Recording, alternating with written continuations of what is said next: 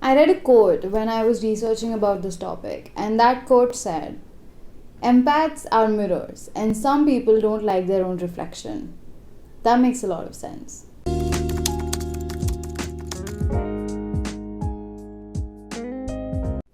Hi guys, my name is Vani Duggal, aka The Spiritual She Wolf, and I'm so happy that you have decided to tune back in today. How is your Sunday going? Do let me know in the comments down below.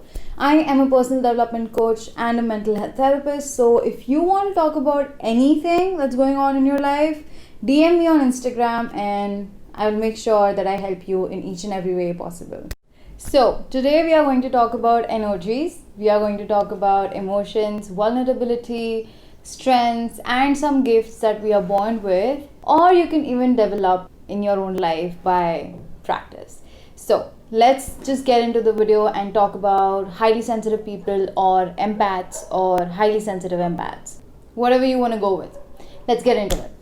Before we get into the actual tea of this video, I just want to talk about empathy first. Because this topic really revolves around empathy, I really want to make it clear for you guys what empathy actually is. Now, for an average person, for a normal, common, average person, empathy is just understanding anybody else's feelings or sharing somebody else's feelings. Okay, so that's it. That's empathy for a normal person. But for a highly sensitive person, as the name suggests, for them empathy is something that does not just limit itself towards understanding somebody or sharing their own feelings with somebody else. It is more deeper than that for them. A highly sensitive person would actually absorb anybody else's feelings or everybody's feelings. Okay, they will physically feel the pain that the person in front of them is actually feeling, and they would also step into that person's shoes to understand their situation better or to understand their perspective better. So now that we have that out of the way, let's actually get into the real tea of this video. The question here is, what are highly sensitive people, and can you actually develop that sensitivity in your life, or are you really born with it? And my answer is yes to both things. You can develop it in your own life by practice, and you can also be born with it. Let's just talk about my experience with being a highly sensitive person or an empath. Now, I do consider myself a highly sensitive person because I do the things that I just mentioned right now. Like, I actually feel people's pain physically in my own body. I feel their emotions, and I do put myself in other people's shoes more often than I actually put myself in my own shoes. So my experience with being a highly sensitive person had turned out to be a very bad disadvantage for me as a person in my life. Way before I actually even realized that, oh, this is what I was going through. I am a highly sensitive person. I am an empath. I remember that there was this one time where I was counseling a client of mine, and this is during like my initial counseling sessions when I had really started my counseling journey. I had started counseling a friend of mine. I had started counseling her, and she was pretty good at expressing her feelings, and we had almost 5 to 6 sessions. During like the initial sessions with her, there was this sort of an energy where I could not differentiate between her feelings and my feelings, and I could not differentiate between a professional counseling session and a friend just giving advice to another friend. There was also this one time where I think that she cried in front of me, and I saw her and I started crying as well. I don't know from where that came. Okay, I seriously have no idea how that happened, why it happened. Another experience that I had was I was meditating with a couple of friends. So when we were meditating, the song is very emotional. Okay, it's a Hindi song and it's very emotional, and I still remember that I started crying, and I knew that I am fine and I'm not exactly going through some shit in my life, or I'm not going through a major emotional turmoil or anything like that. I was absolutely 100% fine, and then I realized a friend sitting right next to me was crying. that feeling when I saw her cry and when I saw myself and my face, go through different emotions and different expressions was really surreal for me. I felt that I literally took on her energy and I was the one that was crying on behalf of her. I hope this makes sense to you guys. I really hope this makes sense because it makes a lot of sense to me. And if you really are an empath or if you really are a highly sensitive person, you will understand what I'm trying to say here. These are two of my major experiences with sensitivity and vulnerability and energy. I will have to say that the second experience that I told you about, the meditation crying experience, turned out to be like a wake-up call for me and actually made me realize that I really need to protect my own energy. I cannot just let anybody drain me like that. I really thought that time that I need to protect my energy, and that's what I actually started doing after that day. If you still don't relate to anything that I'm saying, it's totally fine. Okay, but if you are relating, let's just get into what a highly sensitive person experiences. Okay, so number one point is crowds. A highly sensitive person or an empath is not exactly scared of crowds. Okay, but yes, they feel drained out and they really feel exhausted if they spend a lot of time in a crowd. My personal experience, I sort of feel like I'm becoming very vulnerable in a crowd and anxiety starts to come up. I really feel like I just want to go home and I want to lay in my bed and I just don't want to do anything, like don't want to, interact with others. Which brings me to point number 2, which is recharging yourself. Highly sensitive people get drained out very easily, especially if you have friends like I did who started crying and then even I started crying, and basically that friend was an energy drainer, which I also call energy vampire. If you hang out with people like this who suck your energy out or drain you in any way, physical or emotional or mental or spiritual even, maybe you need to cut them off and maybe you just need to find more time to recharge yourself. The third thing that a highly sensitive person experiences is nature calls, and basically that means that the nature actually calls them. I have experienced this so many times, so many times that even in photos I feel like the nature is just calling me. Like the trees are really calling me, the mountains are calling me, the rain is calling me.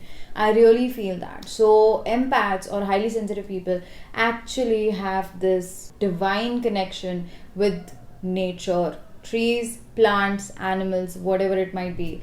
If you have it, if you have all of these things that I'm saying right now, you might be an empath, and there is no better time than right now to actually start protecting your energy. Fourth thing is the need to help others. This talks about a passion and a purpose. You feel an intense and instant connection with people that you meet. People come up to you for advice. Even strangers at points, they just come up to you, they talk to you. People you don't even know, people you don't even interact with will come up to you and tell you about how they feel, what they feel, all of these things. And you, in the end, also feel like you should do something bigger than just doing cliche work in your life. You feel like there is a service that you could provide. With this, you also get into the depths when you want to know a person or you get to know them. You want to know each and everything about them. You want to know their fears, their desires, their fantasies, everything. You want to know everything. Fifth thing that a highly sensitive empath goes through is narcissists. Yes, you heard me right. Narcissists are often attracted towards empaths because empaths are selfless. They're not selfish. They don't exactly think about themselves all the time. And narcissists actually feed off that energy because we provide whatever that person wants without being selfish. So basically, they can get whatever they want from you because you are selfless and you are an energy sponge. As I said, you absorb everybody else's feelings and emotions. So that's why a narcissist would rather prefer you over somebody else. Sixth thing that a highly sensitive empath would experience is sensitivity towards violence and bad news. I want to tell you guys about something here, okay? It's not exactly news, okay? But it is one of the, still again, one of the major experiences. And I don't know how I forgot about this, but yes, it's one of the major experiences. It blew my mind. It is not violence, it is not bad news, but yeah, I mean, you sort of could, mental violence, it comes under that category if I have to give it a name. 13 Reasons Why, the series. Number one, I got triggered by that series because I myself was going through a lot of anxiety and a lot of depression and a lot of college issues and family issues. Number one. Number two, I put myself in the shoes of Hannah. I sound like a very bad person right now. Trust me. I'm alive. I'm fine. I'm sitting right in front of you guys. So, trust me, I didn't do anything to myself. But yeah, that series really triggered me. Don't even get me started on that series. I love that series. I recently just watched season 4. I love it. I honestly love it. So now that you know that these are some things that you would experience if you would be a highly sensitive person or an empath, and now that you have actually come on the conclusion that you are one, let me tell you how you can deal with this. When I actually got to know that I'm a highly sensitive person or an empath, I sort of started to look in a different perspective. I started questioning why I feel drained out after meeting people. Why do some people drain my energy? So I had all of these questions in my head, okay? And I wanted to get an answer. And the answer was this. Number one, boundaries, boundaries, boundaries. That is the simplest, most beautiful thing that you can ever do is actually set up boundaries with other people.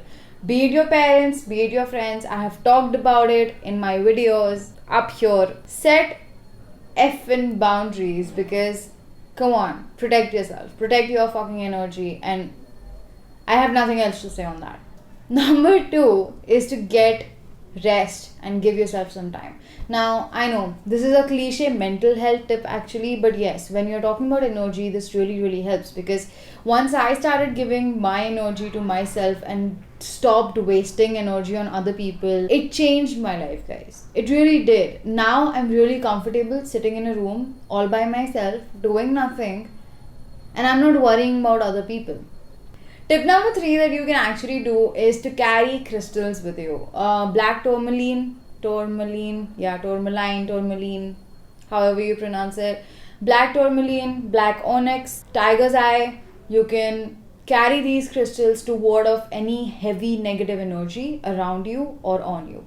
So, you can carry crystals. Tip number 4 is actually something that you need to start doing from the start. And that is accept yourself the way you are. Yes, you're a highly sensitive person. Yes, you get hurt by a lot of people because they just don't give a fuck. Yes, you are with a narcissist. Accept it. Just accept it. Because see, the more you try to fight it, the more you're misunderstanding your situation. The more you're misunderstanding yourself. So don't fight it. Embrace it. Okay? And embrace your own qualities and embrace yourself. Look at it in this way that you are actually the real thing. It's not anybody out there. It's not those energy drainers or vampires out there. It's you. You are the real thing. A person is supposed to feel everything, right? Because we are humans after all. We have emotions, we have feelings, we have energies that need to be protected. So just accept it, right? The last thing I want to say here is use your qualities as gifts and don't think that they are actually your vulnerabilities. Don't think that they are your weaknesses, because once you start fighting with yourself, there is no end to that. You will just keep on fighting with yourself till you die, and there won't ever be a constructive answer to that situation. So stop fighting yourself and realize that you are the kind of a person who can become an amazing friend because you understand people. You can become an amazing therapist because you often put yourself in other people's shoes and you understand their issues. That rhymed. You can be a natural healer because you're so in tuned and attuned with the nature. You can be all of these beautiful things. So stop thinking that you are any less of a human being or you're any less of a person, but no, you are the real thing. So I think that's it for today, guys. It has been quite some time that I've actually talked about energies and emotions. So here it is. I hope you like this video. Don't forget to click that subscribe button. Don't forget to comment down below. Don't forget to like this video and press that bell icon so that you don't miss any other update from me. I am Vani Duggal, aka the Spiritual She Wolf. Signing off, guys. I will see you in the next video. Bye. Let's just get